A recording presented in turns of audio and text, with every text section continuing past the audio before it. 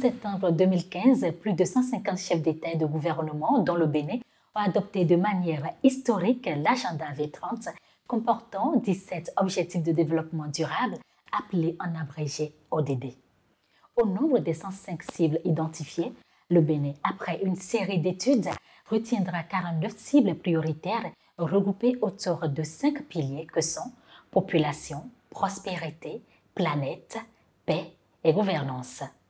Ainsi, le ministère du Plan et du Développement a la lourde responsabilité de coordonner et de suivre la mise en œuvre de ces ODD afin de permettre au Bénin d'éradiquer la pauvreté et de promouvoir un avenir durable et équitable. Avec M. Abdoulaye Biotchane, ministre d'État chargé du Plan et du Développement, l'occasion nous est donnée aujourd'hui de faire le point de la mise en œuvre de ces ODD au Bénin. Bonjour, Monsieur le ministre. Bonjour, Madame Sago. Merci d'avoir accepté de nous accorder cet entretien. C'est un plaisir pour moi. Monsieur le ministre, dans ce grand ministère aidé par vos collaborateurs, vous planifiez le développement. De manière concrète, qu'est-ce que ça veut dire? Bonjour à tous vos auditeurs et vos téléspectateurs. Les ODD, vous les avez rappelés tout à l'heure, il faut les planifier, comme il faut planifier tout simplement la vie économique et sociale de notre pays. Celui qui sait planifier sait réaliser les objectifs auxquels il croit. Et concrètement, c'est tout simplement ce que ça veut dire. Projeter le pays dans ses différents objectifs sur un horizon, il peut être de 5 ans, il peut être de 10 ans. Dans cet horizon, vous avez des ambitions pour votre pays dans des domaines bien précis. Qu'est-ce que nous voulons faire dans le domaine de la paix? Qu'est-ce que nous voulons faire dans le domaine de la gouvernance? Qu'est-ce que nous voulons faire dans le domaine de la population? Qu'est-ce que nous voulons faire pour le bien-être, tout simplement, de nos concitoyens? Voilà, tout, en termes, j'allais dire, quotidiens, ce que ça veut dire planifier. Et c'est pour ça que ce gouvernement, le gouvernement du président Patrice Talon, a décidé de ramener l'exercice de planification dans les contraintes de gouvernance de notre pays. Faire en sorte que les choses ne se fassent pas, les choses n'arrivent pas par hasard, mais tout simplement qu'elles soient planifiées dans le temps et qu'on prenne les moyens de les réaliser. Alors, en 2015, plusieurs chefs d'État ont adopté l'agenda 2030. Et au Bénin, nous avons retenu 49 cibles après étude. Quelle est la pertinence vis-à-vis de ces cibles-là? Alors, d'abord, il faut dire qu'en 2015, on est arrivé à ce consensus international à la surprise générale. Personne ne pensait dans les conditions de ce moment-là qu'on arriverait à 10 à un accord aussi global, aussi général sur les ODD. Et je pense qu'il faut continuer par saluer et insister sur cette démarche-là. Ensuite, au Bénin, nous nous sommes dit que, bien sûr, nous n'avons pas les moyens de tout réaliser, ce serait prétentieux. Et donc, nous avons décidé de voir dans quel domaine nous allons nous concentrer avec les moyens que nous avons. Et c'est ce qui nous a amené aux 49 cibles. En accord avec, j'allais dire, toute la société, nous avons consulté le plus largement possible la société civile, les communes, bien sûr les administrations centrales. Je pense que le plus de gens intéressés à la vie sociale et économique de notre pays ont eu à opiner sur cela et nous sommes arrivés à ce consensus sur les 49 cibles. Est-ce que le Bénin a un intérêt pour adopter cet agenda? Absolument. Le Bénin a intérêt, bien sûr, à adopter une démarche multilatérale. Vous savez, plus on est petit, plus on doit compter sur l'ensemble de la communauté pour vous défendre. C'est pareil pour le Bénin, mais c'est pareil pour l'ensemble des pays africains. Et je pense que même les plus grands pays se sont engagés dans la démarche des ODD parce qu'ils y trouvent aussi un intérêt. Et pour vous donner un exemple, lors d'une des conférences sur les ODD à New York, nous avons conduit une démarche commune et conjointe avec le gouvernement suisse, ce qu'on a appelé les P20, qui était une démarche singulière, mais à laquelle les deux pays se sont engagés dans la poursuite des ODD. Donc, tous les pays, et en particulier le Bénin, sont engagés dans cette démarche parce que nous croyons que c'est dans l'intérêt de nos populations, c'est dans l'intérêt de nos gouvernements et voilà. Nous avons 17 objectifs de développement durable. Lesquels vous préoccupent dans votre ministère? J'allais dire tous les objectifs nous préoccupent, mais ceux sur lesquels prioritairement nous avons travaillé sont clairs, ils ont été affichés dans le programme d'action du gouvernement 2016-2021. Beaucoup d'entre eux seront repris dans le programme qui va couvrir 2021-2026 parce que c'est la priorité des priorités de nos compatriotes. Je pense notamment à l'accès à l'eau potable. Vous savez que nous avons déclaré cet accès universel à l'horizon 2021. Nous n'y sommes pas arrivés, mais nous ne sommes pas loin. Et donc, nous allons travailler pour y arriver. L'électricité, c'est pareil. Dans beaucoup de domaines qui sont couverts par les 17 ODD, nous sommes progressivement en train d'avancer. Nous avons des succès indéniables parce que justement, nous avons priorisé notre démarche. Vous savez, personne n'a dans l'absolu des ressources illimitées pour atteindre cet objectif. Et c'est encore plus vrai pour le Bénin. Et donc, dans la limite des ressources qui sont les nôtres, nous nous sommes dit, si nous devons dépenser 100 francs, voilà dans quel domaine nous allons les mettre. Et c'est ça tout simplement la priorisation. D'accord. Monsieur le ministre d'État, quels sont les résultats importants que vous avez obtenus jusqu'à présent? Vous venez de passer un quinquennat et nous démarrons le second mandat. Quels sont les résultats que vous avez obtenus? Alors, nous avons obtenu des résultats très probants. Dans quel domaine? Et je vais y venir. Prenez l'accès à l'eau potable. Il y a 5 ans, en 2016, nous avions moins de 40% de nos compatriotes qui avaient accès à l'eau potable dans notre pays. Aujourd'hui, nous sommes à un peu plus de 70%. Prenez l'électricité. Nous avions autour un peu moins de 30% de nos compatriotes qui avaient accès à l'électricité de façon générale. Nous sommes largement au-dessus de ce niveau. Le numérique, c'est l'un des domaines les plus spectaculaires. Il y avait moins de 60% des communes qui avaient accès à l'Internet haut débit en 2016. Aujourd'hui, plus de 90% de nos communes sont couvertes et bientôt 100%, c'est-à-dire que toutes les communes seront couvertes par le haut débit. La pauvreté, voilà un indice très important. En 2016, plus de 40% de nos compatriotes étaient déclarés pauvres selon les indices internationaux qui servent à mesurer cette pauvreté-là, c'est-à-dire la pauvreté non monétaire. Eh bien, aujourd'hui, sur la base des chiffres que nous avons compilés seulement en 2020, nous sommes autour de 38%.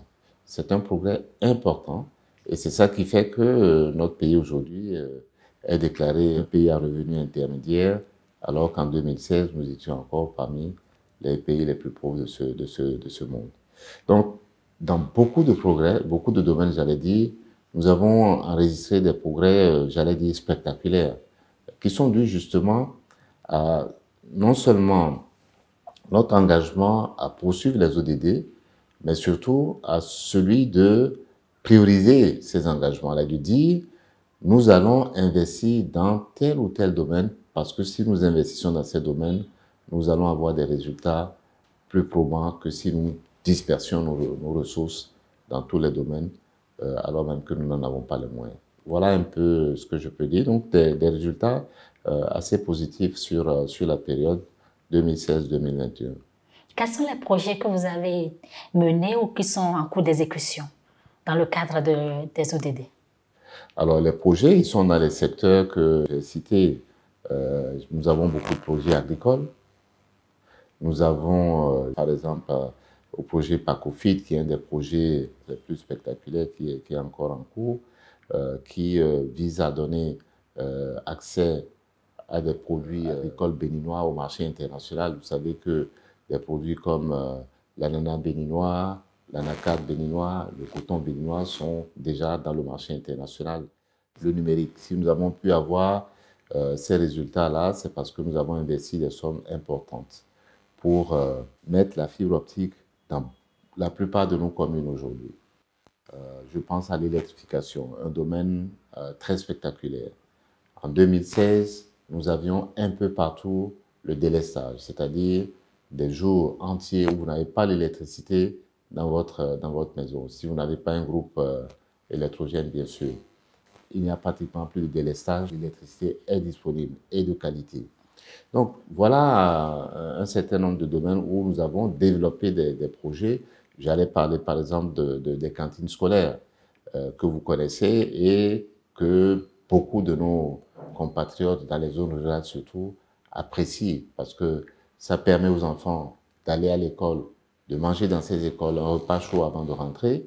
Ça a amélioré la scolarité et les résultats scolaires de nos enfants.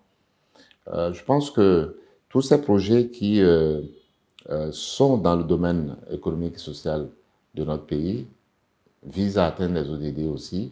Et c'est ce qui justifie ces résultats dont j'ai parlé tout à l'heure. Vous avez abordé tantôt le volet des ressources à mobiliser. Et nous savons que selon les résultats du rapport du COSTIN en 2018, les ressources nécessaires pour le financement des 49 cibles prioritaires retenues par le Bénin s'élèvent à 42 451,6 milliards de francs CFA, soit environ 114,5 milliards de dollars US au moins. Ce coût correspondrait à 60,5% de notre PIB, alors que les ressources fiscales et domestiques, vous le savez bien, atteignent à peu près à peine 18% du PIB par an. Monsieur le ministre d'État, face à un coût aussi colossal, est-ce que vous êtes certain de pouvoir mobiliser cette belle cagnotte pour l'atteinte des ODD?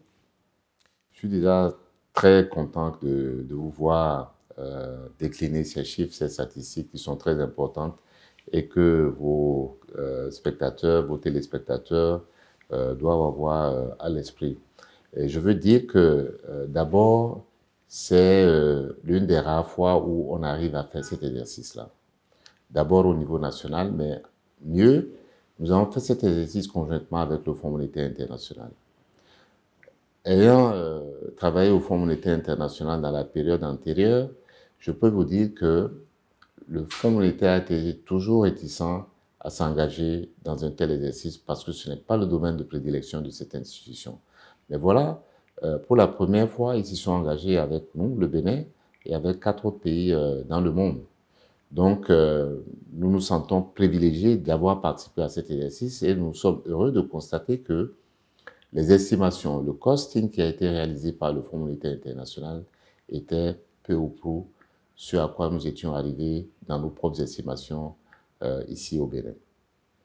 Alors, nous arrivons à des chiffres qui peuvent effrayer. Mais si vous les prenez sur un autre angle, vous avez dit 60% du PIB de notre pays, 18% des recettes, mais en même temps, ça vous dit que sur 4 ans, vous avez suffisamment de recettes pour couvrir l'ensemble de ces engagements-là, de ce costing, sur 4 ans. Donc, si vous savez planifier vos dépenses, vous savez que vous avez les moyens de le faire.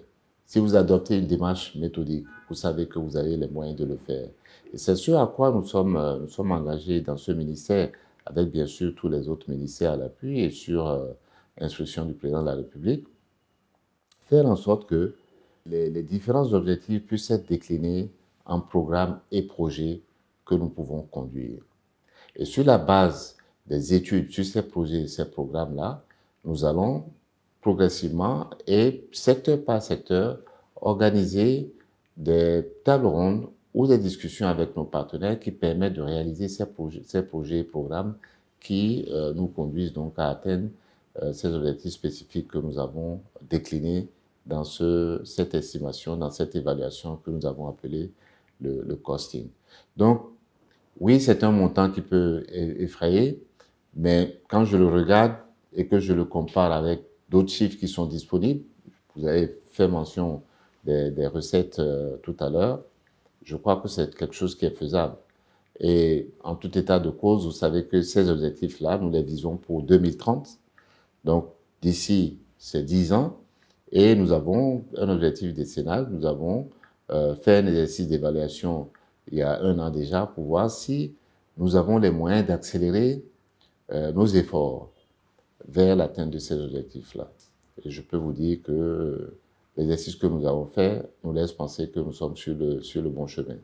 D'accord, Monsieur le ministre d'État, vous venez d'expliquer que ce montant ne vous fait pas peur et que vous êtes sûr que d'ici 2030, en moins d'une décennie, nous allons atteindre tous ensemble les ODD. Quand nous prenons l'ODD 8 qui dit ceci, travail décent et croissance économique, est-ce que vous pensez que vos populations, les concitoyens béninois, ont vraiment accès aux soins de service, ont accès aux opportunités économiques? Est-ce qu'ils sortent vraiment de la précarité? Le chiffre que j'ai donné tout à l'heure sur l'indice de pauvreté nous dit que il y a encore trop de pauvres dans notre pays. C'est vrai. Mais ce même chiffre nous dit que nous sommes sur la bonne route. Parce qu'en 3 ans, nous avons réduit d'à peu près 3 points l'indice de pauvreté dans notre pays. Imaginez ce que nous allons faire sur 5 ans, ce que nous pouvons faire sur 10 ans. Et c'est dans cette démarche-là que nous sommes. L'emploi décent. L'emploi, dans l'absolu, le gouvernement ne crée pas les emplois. Il crée les conditions pour que cet emploi-là puisse être généré, créé par le secteur privé, par les auto-employeurs, etc. Et nous sommes là aussi sur la bonne voie.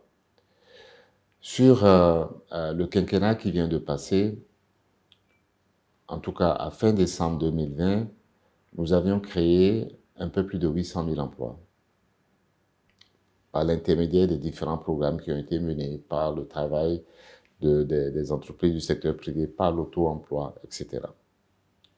C'est nettement au-dessus de l'objectif que nous étions assignés, qui était de créer 500 000 emplois sur le quinquennat.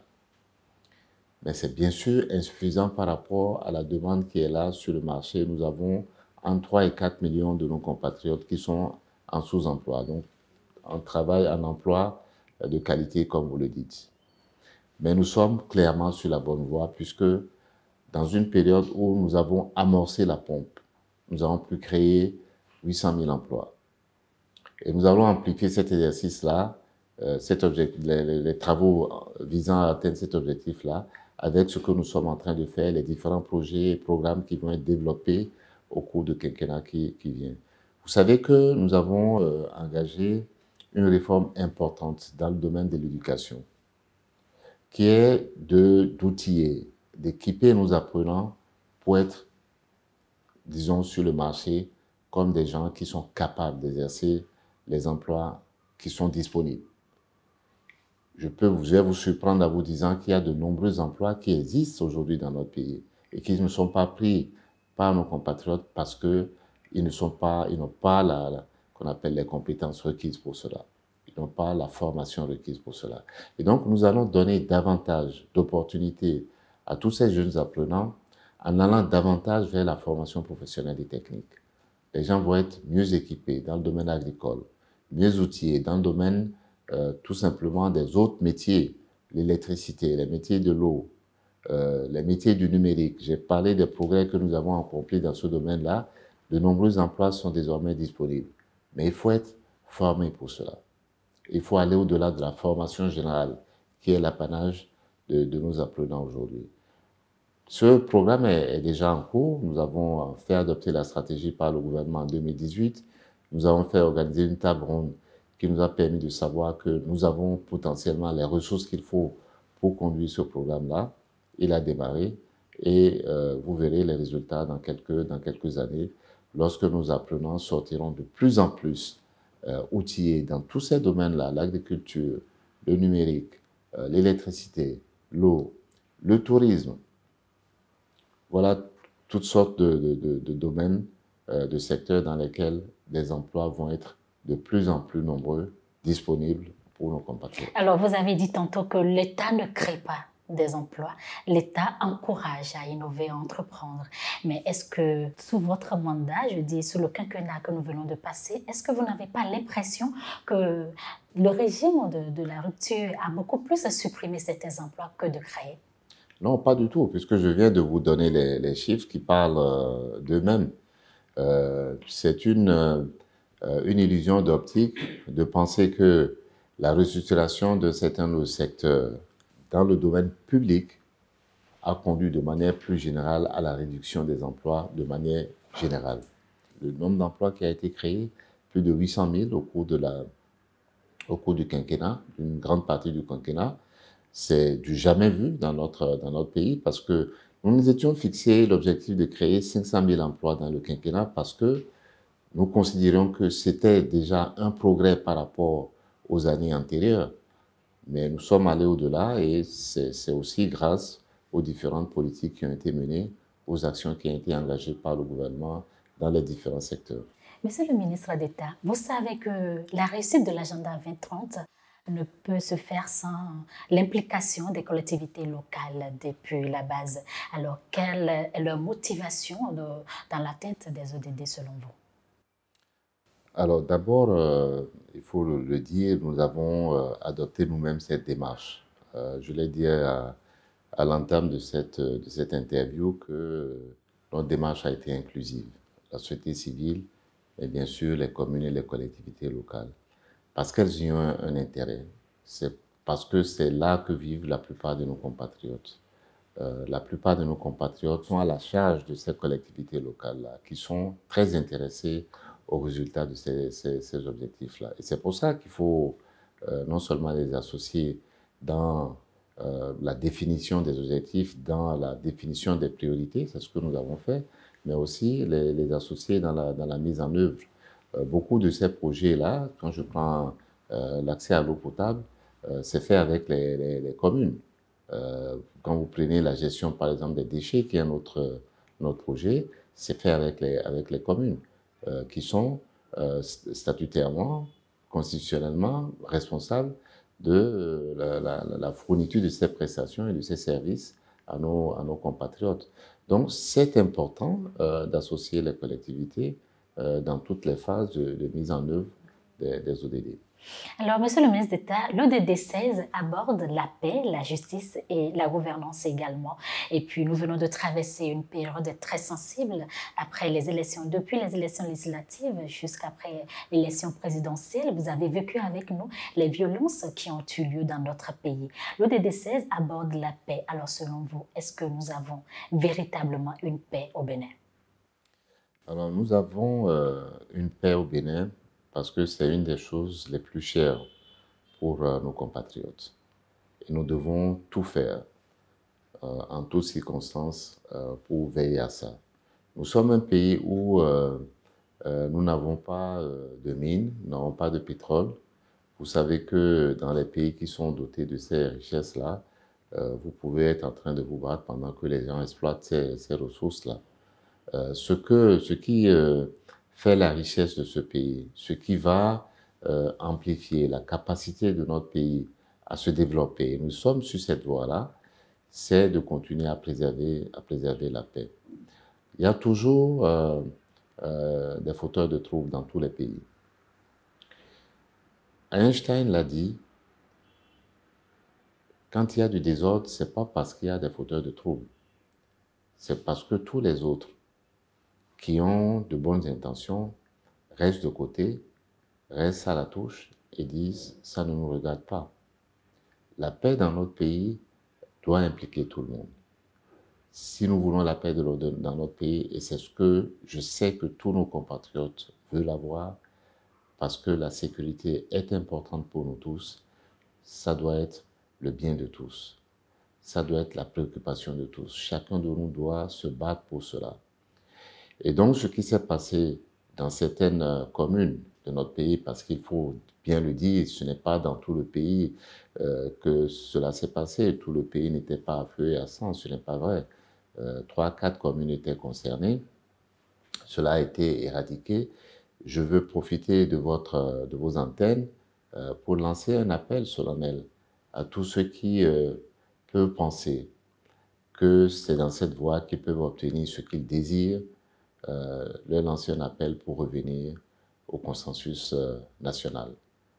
Parce que c'est à l'intérieur de ce consensus-là que chacun peut réaliser ses objectifs les plus nobles, économiques, sociaux, politiques.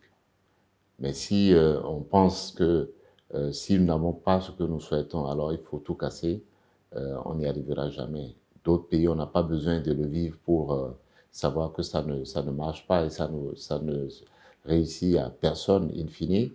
Ce qui se passe dans d'autres pays, y compris africains, est là pour nous servir de leçon. Et je pense que nous devrons regarder dans d'autres directions.